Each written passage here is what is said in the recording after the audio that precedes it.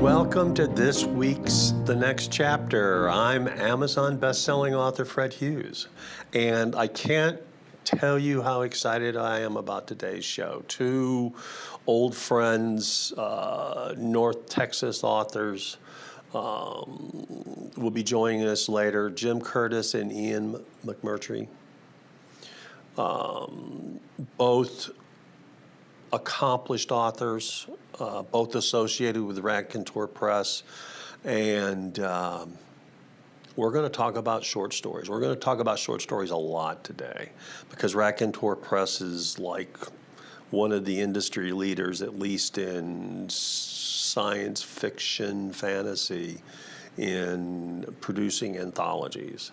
They'll tell us more about it, but they're going to, in past shows recently, talking about to all you folks out there that are aspiring actors and how can I become a published author? How can I get something published?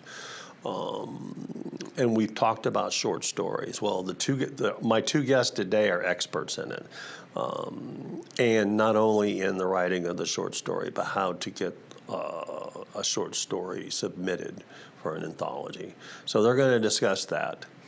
One of the things, and I don't know if my boss here at Biz TV listens to my podcast, and I hadn't noticed it up on the wall, but this sign was up on one of the walls, because anybody that's watched the show has heard me sort of preach about this. A man who stops advertising to save money is like a man who stops the clock to save time.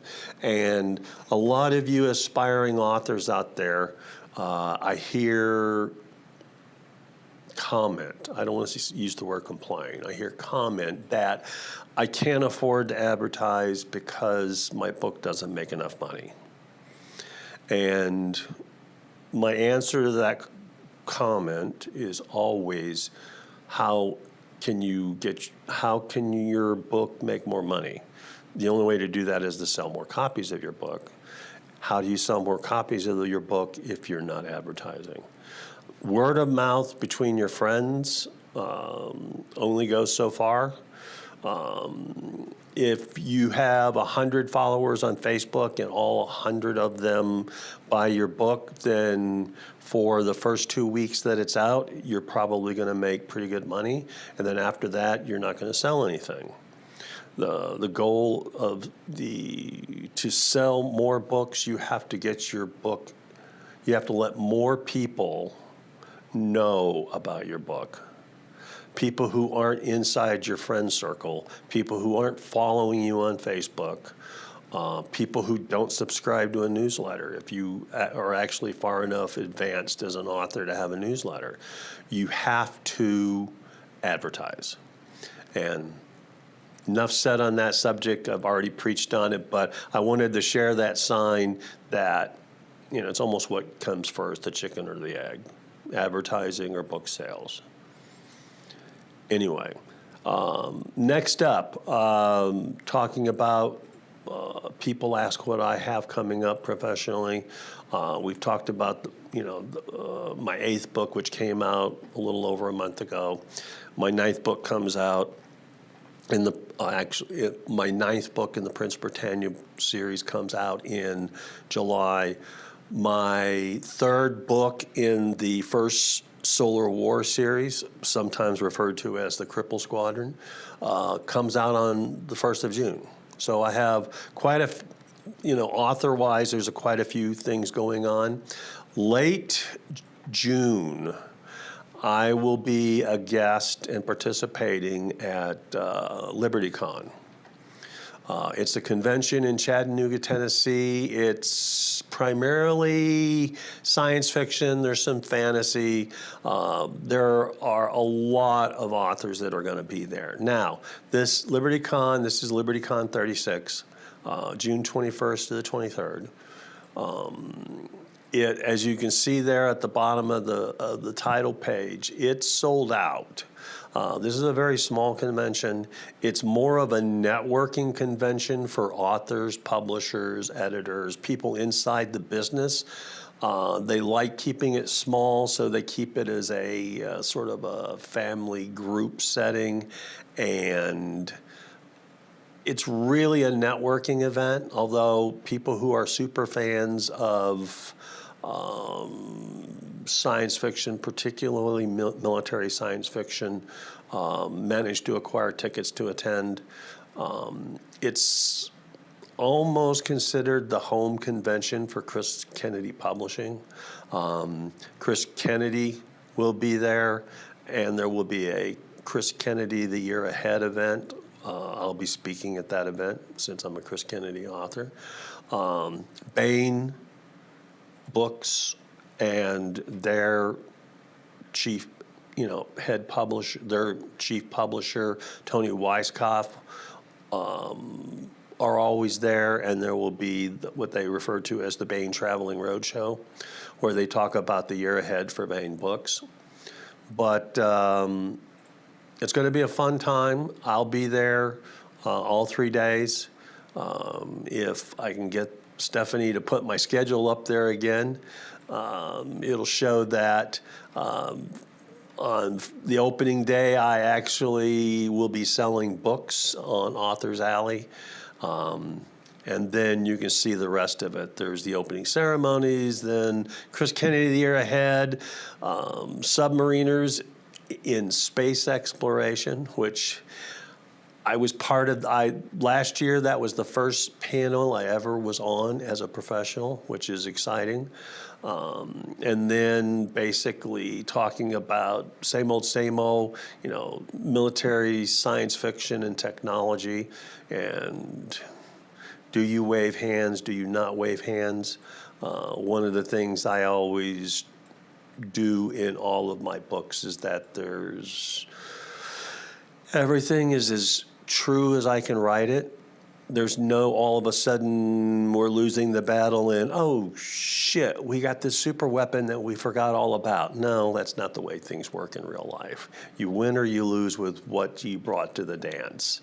And that's the way I write the books. And then the coffee clutch is sort of a morning get-together for authors to sit down and lesser authors to intermingle with more prominent authors. And I'm definitely amongst the lesser author group, at least as far as that's concerned. But anyway, if you're in the Chattanooga area and you don't have, or North Georgia, Eastern Tennessee, whatever, I will be at the convention, which is in the downtown convention center. If you don't have tickets, you can still probably find me, without a badge as an official guest. You can't get into any of the discussion rooms. But that doesn't mean you can't walk the halls. My book, the Author's Alley is set up outside in the general area so that anybody can come by and see me. So if you are a fan, one of my fans, or a fan of science fiction, and you happen to be in downtown or near downtown Chattanooga, stop on by. And I almost guarantee you, if you like science fiction, you will run into an author that you like there. So, enough said about that. What else is going on? After that, I will be attending later on in the year. There's a convention here locally in the Dallas-Fort Worth area called Pecan. This year will be the second event. Jim Curris and Ian McMurtrie will talk about that a little bit when I have them on, because they'll both be there. Actually, both of them will be at LibertyCon, and I'm looking forward to seeing them there. Conventions are a way for authors to give back. I don't expect to make money at conventions when I attend. I go to interact with fans. I go to grow the brand so that people who like my series, like my writing, can interact with me and maybe get a signed book. maybe bring a book by that can be signed. But it's a way to grow the brand and for me to say thank you to people who have supported me as an author and made me think, well, maybe I'm not half bad at this after all. So come on by, take a peek. And like I said, if you don't want to see me, then you can possibly run into Larry Correa or David Weber or Dr. Chuck Gannon or some of the other authors that I've had on the show, Kevin Steverson, Bill Webb. Stop by and see us. It'll be a fun time. So after the break, we'll be talking to two of the leaders at Raconteur Press. My name's Fred Hughes, and this is the next chapter.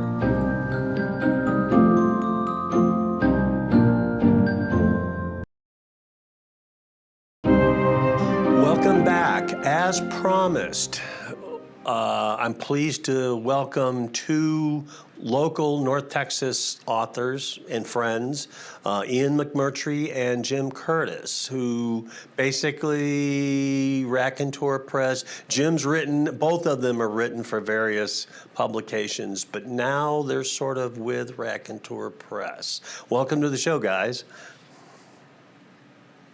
Thank you. Thank you. Pleasure to be here. Oh, well, we'll see if you think that later on, Jim. Now, I'll point out that both these individuals, Jim is a 20-plus year Navy veteran. He was an officer, so he got to sit down and work. Pilot, and it was in about the same time period I was in. Ian, who inside the business is commonly referred to as the law dog, has a very long career in law enforcement and emergency services. So both of them are experienced military / paramilitary type people, and that has evolved into being writers, authors, and in Ian's case, a publisher.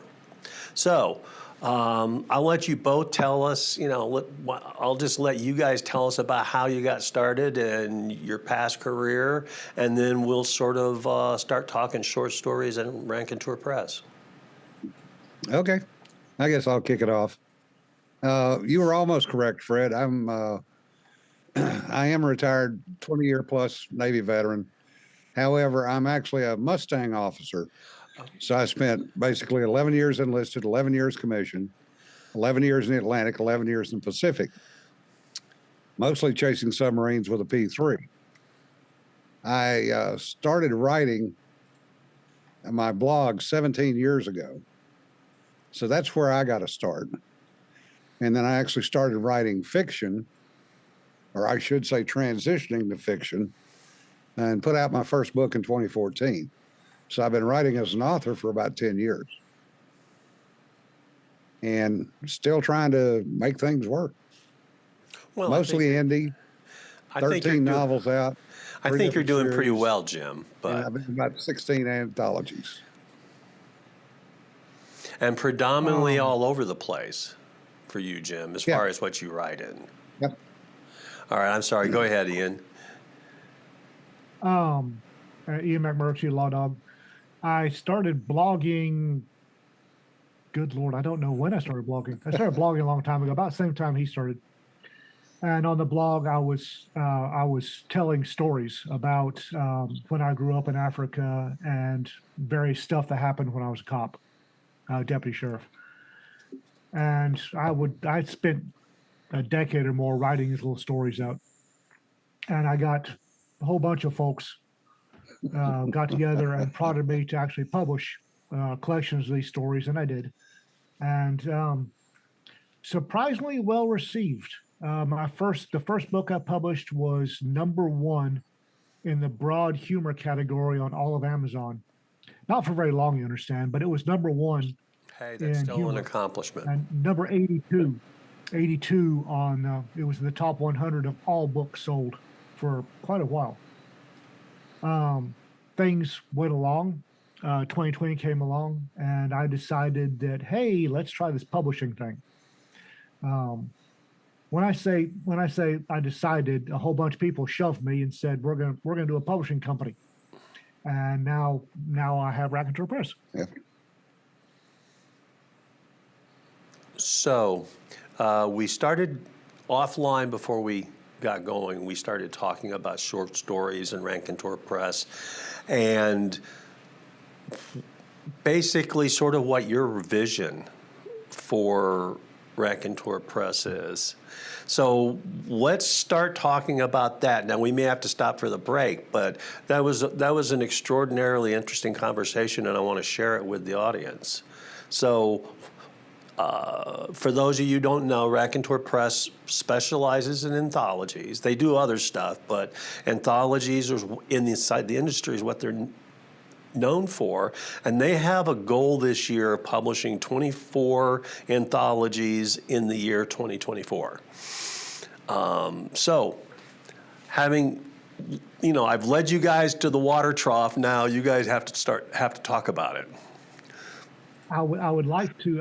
One small correction. Okay. We had planned to do 24 and 24. And if my production manager is correct, we are actually up to 30 in 24. Oh, so there you go. We are. As far as visions go, I grew up in Africa. I grew up on stuff like Edgar Rice Burroughs. Yeah. And Robert E. Howard and Talbot Mundy and the pulps. The good guys win, bad guys lose, heroes ride off in the sunset. And you don't have enough of that anymore. I tell people, Jim's heard me say this multiple times, if I want to experience grimdark, I'll go sign in for Shift. I don't want to read about stuff I had to put up with every day. And I think there's a large group of people out there that feel the same way. Probably not on the coast or either coast, but they want to be entertained. And one of the things that I tell my people first thing is the story must be entertaining. All else is negotiable. We just want entertaining stories. I don't care about anything else. The story has to be entertaining. And so far, that's kind of resonated with the reading public. Yeah. Yeah, I would agree with that statement. The problem is people don't know how to write short stories by and large. It's almost a lost art. Oh, it's we ran the ladies ran a contest last year. Every convention we went to, Cedar, who's our graphics designer, Cedar Sanderson, would gin up a whole bunch of images. And you could walk up to one of the ladies, Jonna Hayden or C.V. Walter or Courtney or me, and ask to get one of these images. And the deal was that you had to write a 50-word short story about that image. 50, not 49, not 51, dead on 50-word short story. And it started slow. We didn't get a whole lot first time, and we published the best 20. We didn't get a lot of. We got enough for the first book, but I wasn't sure it was. And then it took off. People discovered that writing 50-word short stories is fun. It's difficult to write and it had to be an entire story in 50 words. And then the congoers discovered this is fun. Yeah. And I think we got over 100 submissions on the last book we did. And we do say again? 160. We got 160 submissions for the last one. And it's people discovered the lost art of short stories. And anthologies and short stories have always gotten short shrift, not always, have recently gotten short shrift because the conventional wisdom is they don't make money. Well, we're discovering that if you run it conventionally, the conventional wisdom is correct. This is Fred Hughes in the next chapter, and we'll be back to talk to our short story experts.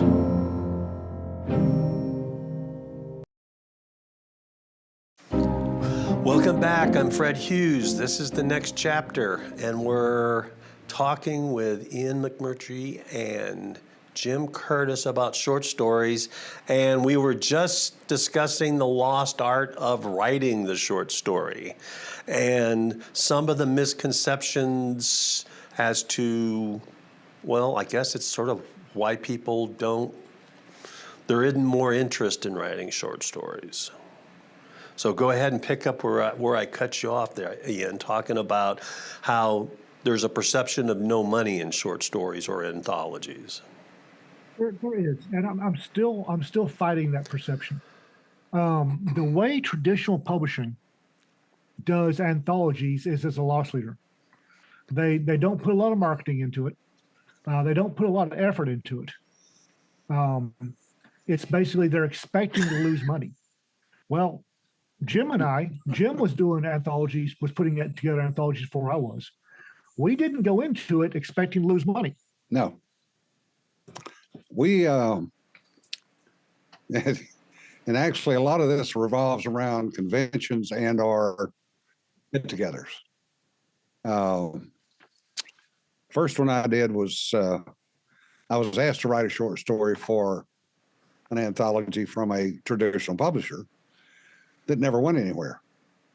So I mentioned that I had written that story at LibertyCon, and a couple of folks got to talking, and they said, hell, we'll throw something into that. So I ended up with an anthology called Cal Exit.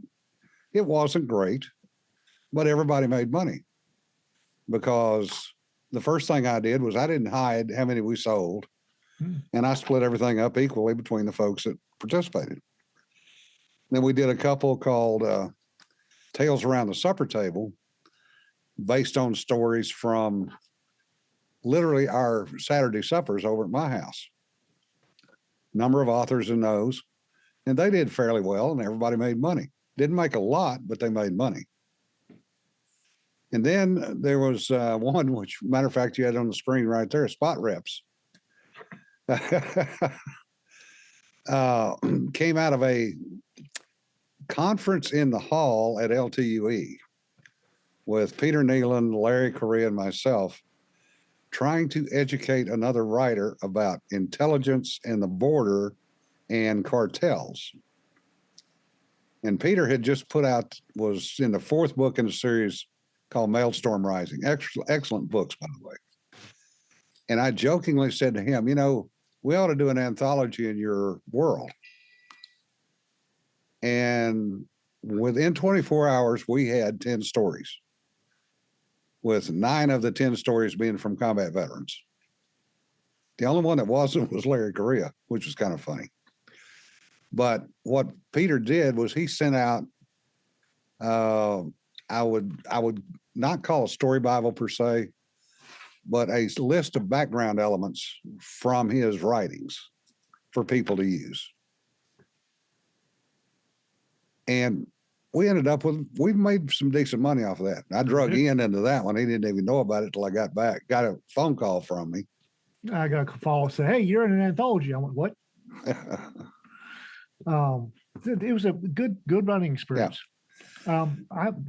We've discovered, the folks at Raconteur Press and I have discovered that if you are open with your books and you are open with the number of sales, which we can be, it's the 21st century. This is 2024. There's no reason that a publisher should not be able to click on a button and tell you exactly how many books you've sold and how many page reads you've had.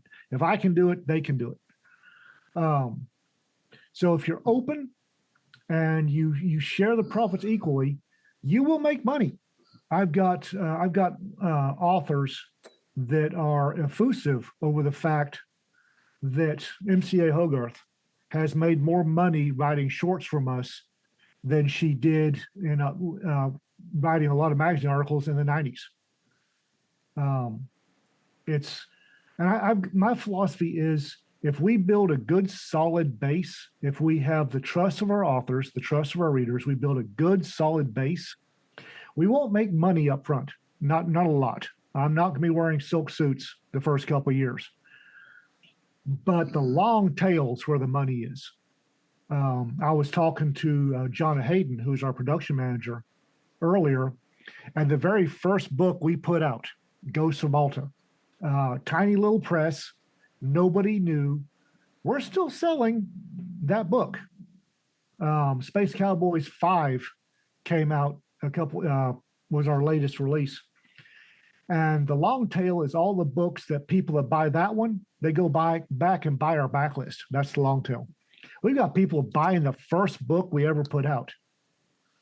And the Raconteur Press, we will pay our authors in perpetuity. As long as we have enough money to send each author a $10 check, we'll send them that money in perpetuity. But we also allow them to have their rights back after a year. So if you publish one of our anthologies, we'll hang on to it for a year. You get it back. You can publish it somewhere else, make money again, but we will continue to pay you. Does this get me a silk suit? Nope. But it gets me to trust my authors. It gets me to trust the people that are buying, and the authors, they see that they can see how much money they're getting, what their cut is. They are our best marketing team. I've got authors running around telling people about Raconteur Press, telling people about the books they're in. And other traditional publishers talk to me and say, how are you getting so much buy-in from your authors? I'm treating them right. I'd like to take a slight digression here and talk a little bit about writing for an anthology. Okay. There are a number of different ways. Basically, what Ian does with Raconteur Press is gives folks a title and says, write a story. Most of the problems that you encounter as an author is you have to come up with a story. You have to write 5,000 to 8,000 words, which is entirely different than writing a novel. Mm-hmm. Everything is truncated. You're not going to have 42 characters. Yeah, there's no world building or You're gonna anything like that. Yeah. Yeah, there's very little world building. Basically, you drop them in a situation, you give enough information to hook the reader, and then you write the story. Mm-hmm. You're not going to have that long tail of backstory, supporting characters, anything like that. You may have one or two. But the problem is trying to get people to write that in 8,000 words and it be a coherent story and have a character arc. It doesn't have to be a huge one. It does not have to be massive changes, but it has to be an entertaining story. And it also depends on who you're writing for. Go ahead. No, go ahead. I mean, I'm sitting here thinking that that's not my forte. I like the wax. I like the wax eloquently and build empires. So. And you've done a super job with it with your stuff, but that's a whole nother story. But the thing is, different anthologies are handled differently. I did one for Bain called Ross 248. Mm-hmm.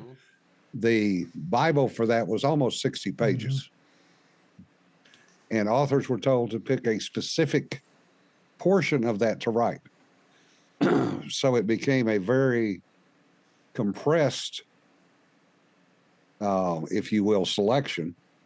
And you had to pick because, and I jumped in right quick, grabbed a story that I thought I could make work.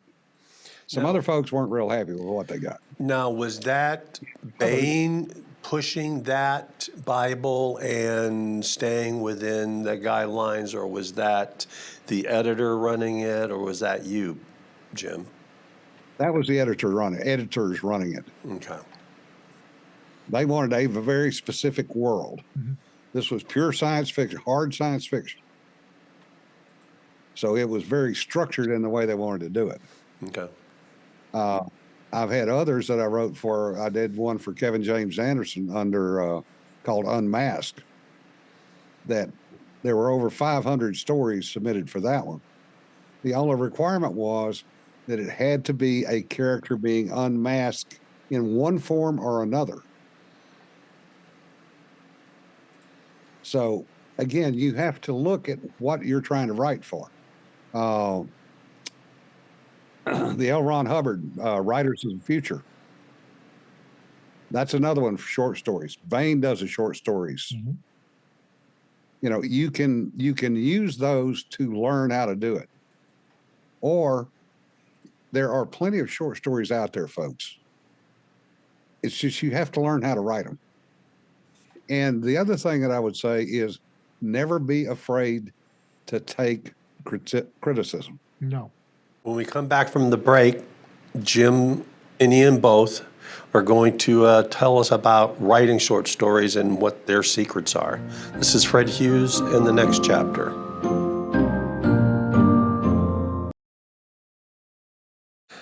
I'm Fred Hughes. This is the next chapter, and we're talking with Ian and Jim about short stories. So, both of you have written quite a few short stories. What's your secret, each of you? How do you go about writing a short story? Well, I guess I'll start that one. Go ahead. What I do is I look at what my options are, and I look at three things. Basically, can I write this story? Do I have an idea in my head? 2, can I make it believable? And 3rd, can I do it in the time frame they want? The one thing that you have to do as an author is to honor timelines, word counts, and deliver. Read the instructions. Yeah, RTFQ. Short stories are not that hard, and they're also one of the harder things you do. Ernest Hemingway did a short story, a complete short story in 6 words. Baby shoes for sale, never worn. That was a short story. It's an excellent short story. What I do is I read what the publisher, the editor, putting together what he wants. That's the most important thing. Is take a look at the fonts they want. If they want a particular font, if they want it submitted in a particular format, read and follow those rules. And then I will set up a play in 3 acts, so to speak. My short stories are always divided into thirds. That way I'm writing 1/3 of a story at a time. It doesn't look quite as hard. When you're doing 8,000 words and you're doing, 2,500 to 3,000 at a time, it's a lot easier to write. And then I go through and I connect my 3 acts and I make sure that it has a coherent flow and drive on. The other thing I would say is always write long. If you're writing an 8,000 word short story, write 10,000 words. Have people read them, because you're going to, if you have good readers, they're going to catch things that you miss as an author, because you know what you've got up here. You know where that story is going. They, as a reader, don't. That's what saves my butt a lot of the time, is my alpha and beta readers. And the fact that I'm willing to accept criticism. And don't be afraid to try something. Yeah. Jim got me into 3 Ravens Trailer Park Anthology.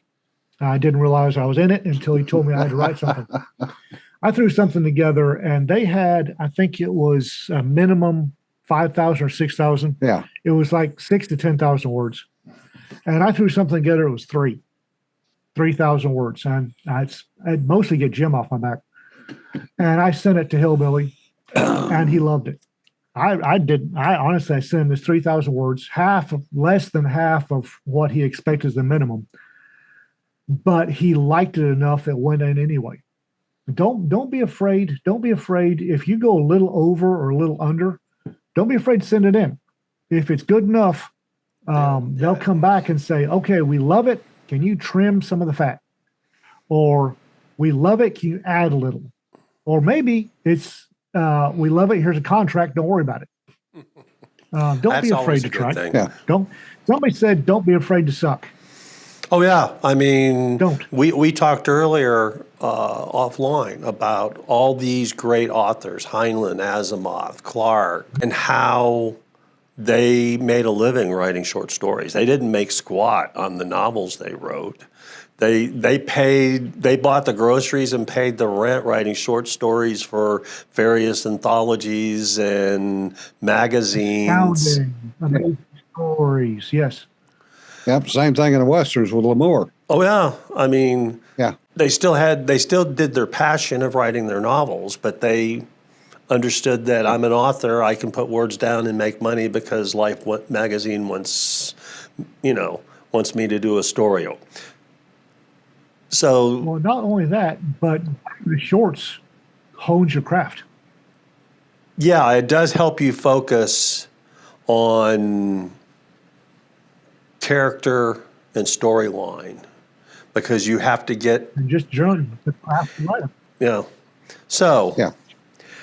for all the aspiring authors that might be out there, and I've talked about writing to people who watch the show about, who want to become an author, don't know how to do it, and I've talked about writing short stories, even though I don't know anything about it, and said there are a lot of publishers out there that have open calls that are always looking for short stories.